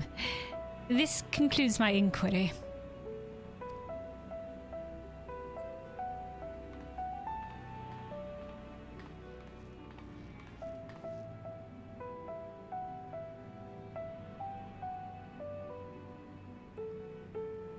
That one so experienced with the trials and tribulations of the initiative as Such an optimistic view. Bodes well. Yeah. I mean, I only speak from the heart and the hearts of... I only speak to the hearts of those that love this initiative. The driving force behind it. In any case, I believe I have sufficient understanding of the initiative's accomplishments to deem it a worthy use of funding. Your corporation will see me home to Charlene with fortuitous tidings, and for that, I thank you.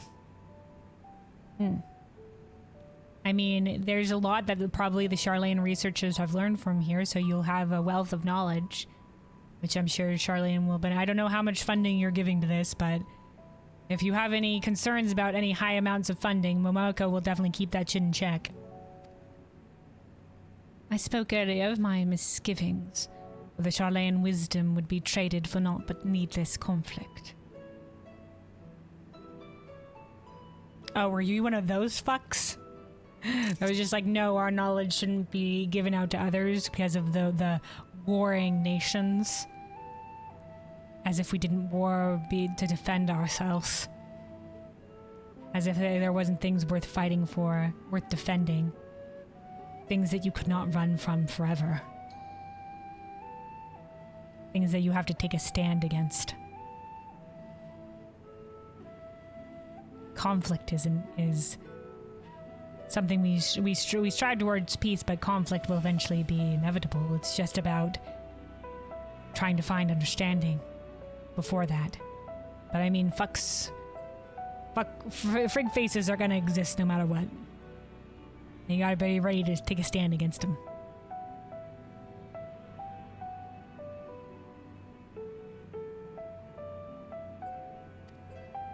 But, you know, like, then the same thing is where it's good to be wary as well, too. Now, however, I appreciate the true value in the undertaking. Gazing upon your stethoscope, I saw the promise that slumbers within distant worlds, and felt again the same thrill as when I first set foot on this magnificent star. Right? It's all about the discovery, the unknown. What could lay out there? It is an experience better lived than spoken of, as you well know. Sometimes, yes. A story may not always do things justice as experiencing it for yourself. I should do my level best to convey its worth to those with similar concerns. Thank you. Kelwyn Light. I'm glad to have spoken with you personally at last. I confess my sister's stories have long piqued my curiosity. Okay, so yeah, so she is Ystola's sister. And apparently they share stories. Yeah. Stories of us. I mean, there's a fair few people that have gotten stories of us. I mean, when we spoke to Emiliance at first, she said that she received letters from the twins, and since meeting us, she said there's hardly been a letter that does not mention us in some way.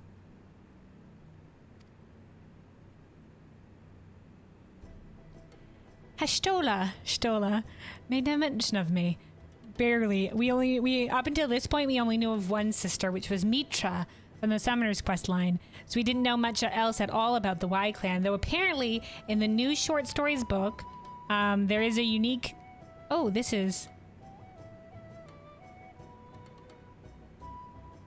unique music.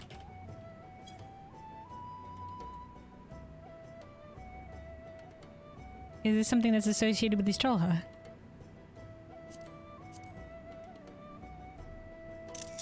But yeah, until like we only knew of Mitra, but in that new short story that's in the short stories book. Now it's unique to the short stories book, but some people have started talking about it. Have shared the information, apparently learned more about the Y clan and who exist in Charlene, and apparently the Noon of the clan is Yrul Noon, who is a gleaner, and he's had several daughters, 12 daughters I think, with I guess some different Makote. in Charlayan. And Y'shtola, including Y'shtola, there are 12 sisters and half-sisters. So sisters and half-sisters varying. Some of them have the same mother and some of them don't. But I think Yadeb here is the eldest. Though our mothers differ, she and I are 2 of the 12 daughters. Yeah, here we go. Side by our late father, Rule. Okay, late father, so he's dead. Naturally, I am the eldest. Yeah, so I think we learned... let me hold on. Somebody made a list on Tumblr of the information we've received. This is nice music, by the way. But I saved the link because we learned more about the sisters. So Yadeb is the 4 member. Yusumbla is a labyrinthos engineer. Yeremia is the navigator, a sailor. And then they've also noted who is full sisters with the different ones. There's Y'shtola. I guess this is maybe in order of birth. So Y'shtola is the 4th oldest. Yatali, who's a painter. Yamalabo, who is a scientist archaeologist of the Sons of Saint Quinac. Ymitra, who we met. Rago, who is a musician. Yisonjin, who is an Agora armor shop proprietor, who you can see in Charlayan as a vendor. This one. And then Yanashka, who's a gleaner and rules apprentice, who, based on the live letter, it seems like we are getting the new variant dungeon with them. Yajime, who's an arcanist adventurer, Limnins and Train. Yajime is the Makote, who is part of the Final Fantasy 15 crossover on the Final Fantasy 15 side. So on the Final Fantasy 15 side of the crossover, there was a random Makote that showed up, who was the cross dimensions guest for them, and that was Yajime. And then Yanapa, who's a student of the Studium and enjoys the Far Eastern Harvey of Suiseki. Which I don't know what that is exactly. Let's look that up. Hold on. Suiseki. Meaning? Means waterstone in Japanese. Are appreciated for their beauty. Suiseki, stone appreciation, means waterstone. The stones often represent mountains, waterfalls, and natural scenes. Bonsai.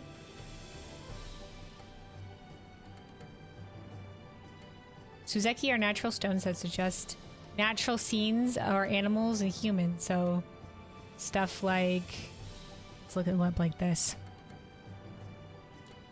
Okay, so little like stone, like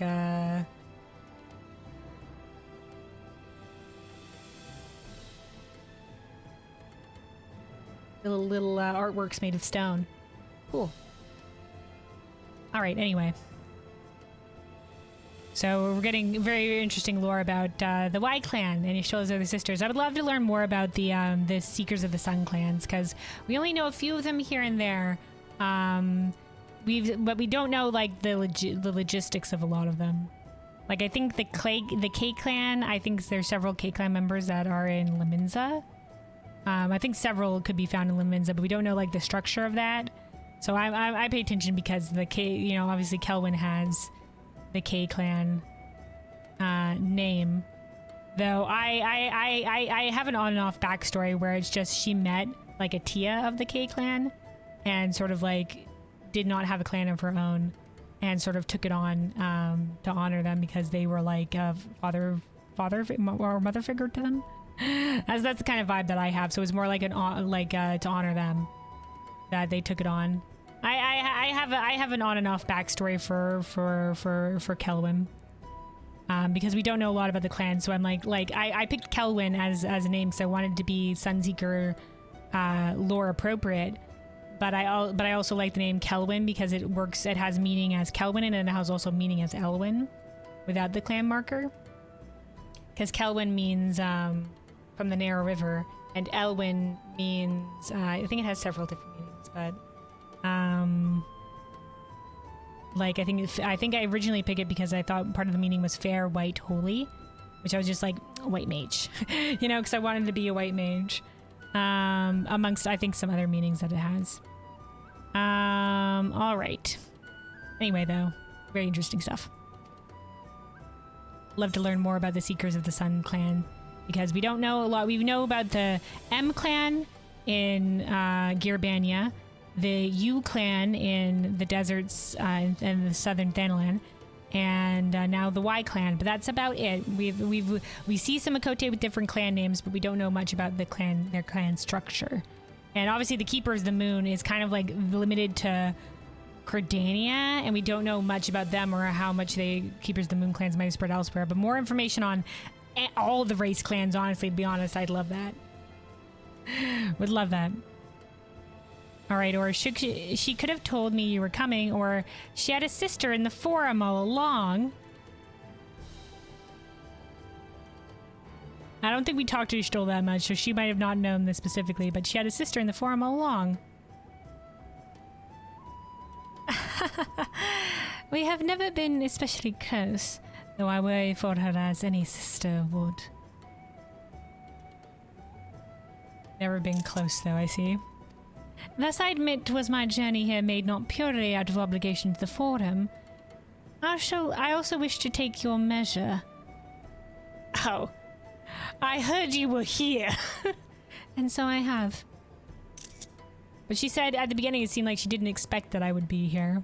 But maybe she was hoping I would. I trust you will continue to offer your aid to the initiative, and dear Stola as well. Whensoever your paths cross. Of course. We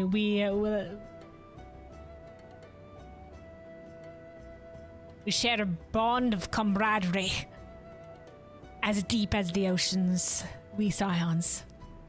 We've been through a lot of shit together. Now then, I must return to the Theros and the endless tedium of petty political maneuvers.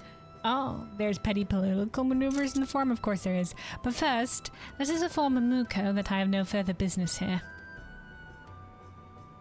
It is a pleasure to meet you, half-sister of Ishtola. I love the lore. Hell yeah. And like I said, it seems like for the next variant dungeon, we're going to be meeting another.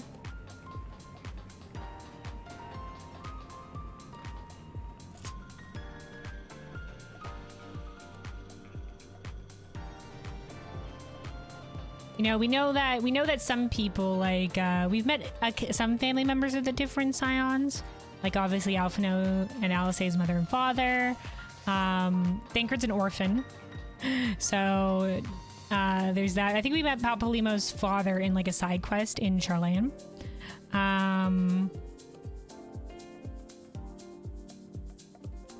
Lise, is also technically, her family's dead. So yeah, we meeting some of Yishtola's sisters, so not her mother, because, you know, Final Fantasy XIV doesn't do that. Mothers, for the most part. We do know of her father now. And then Urianger. I don't think we... Oh, right. No, wait. No, we didn't meet Urianger. We didn't meet Urianger's parents at all, and I don't know if they're dead or not. We met Mumbria's parents.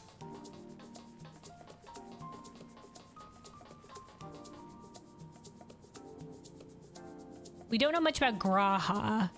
We don't much besides that he comes from Corvus. So maybe one day if we go to Corvus, we'll learn more about the G clan, or the safeguard, the guardians of Allegan knowledge.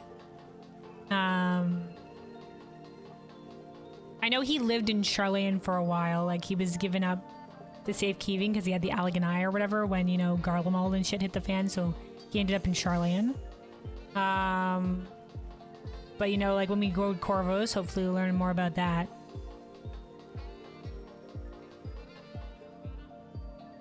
Obviously, we learned about a lot about Kryl and Dawntrail. But yeah, it's always nice to learn a little bit more, because you know, like, obviously there's somebody passes, you know, a facet of their personality, of their you know, like of their growth as a person, and adds, I think, lots of depth to character. Anyway, though, Deb, I do wonder how Sistola will react to the news of our meeting.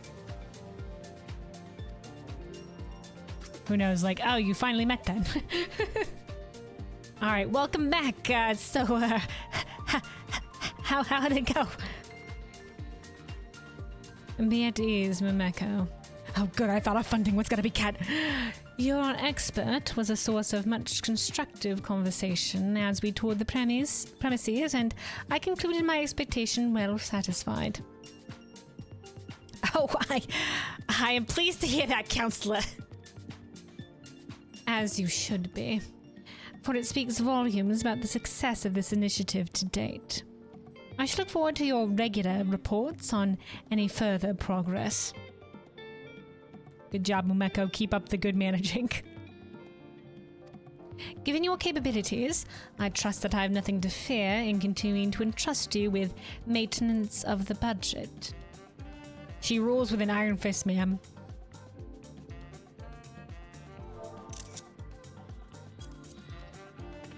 But of course, on behalf of the initiative, allow me to offer my sincerest thanks for making time in your busy schedule to visit us today.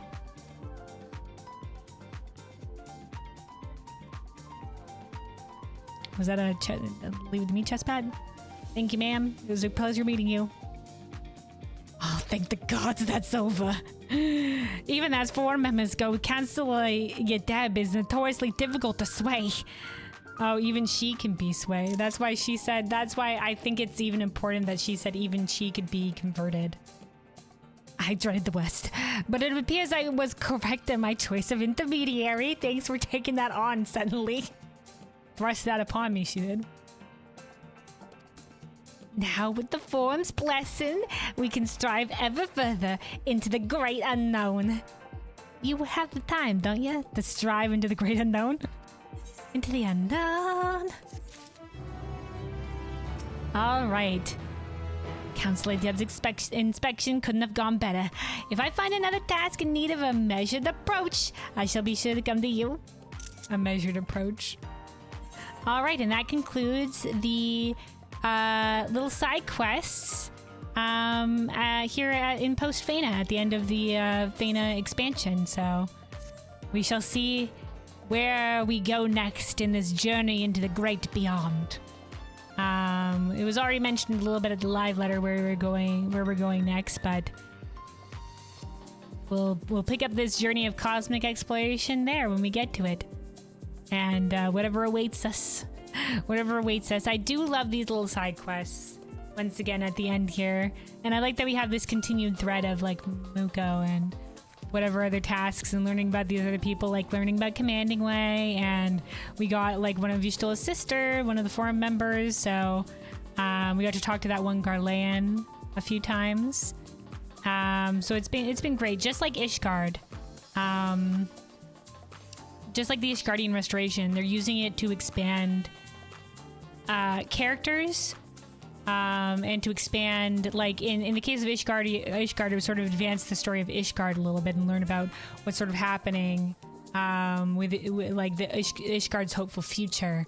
And in this, it's like a little bit more information about Charlayan and the very Endwalker, like a continuation of the vibes of Endwalker, of like, you know, like exploring the stars and everything. Hydaelyn, Medion, Charlayan, Garlemald, etc., etc., etc. So it's been great, and yeah, I look forward to. Oh, hey, Phasing Way's over here. Let's talk Phasing Way. The completion of this telescope is a laudable feat, but there's still plenty around here to keep an eye on. No rest for the wicked, as they say. I think we've spoken to Phasing Way before, but we've just learned that they're also co-manager with Mamuko. But yeah, that is otherwise, yeah, that is going to be it, and we will see for next time for a new planet in cosmic exploration, when that's going to be launching in probably 7.45 or 7.41, whenever we get it next. I think it'll be the point. I think most of the times they're in the point ones, the cosmic exploration.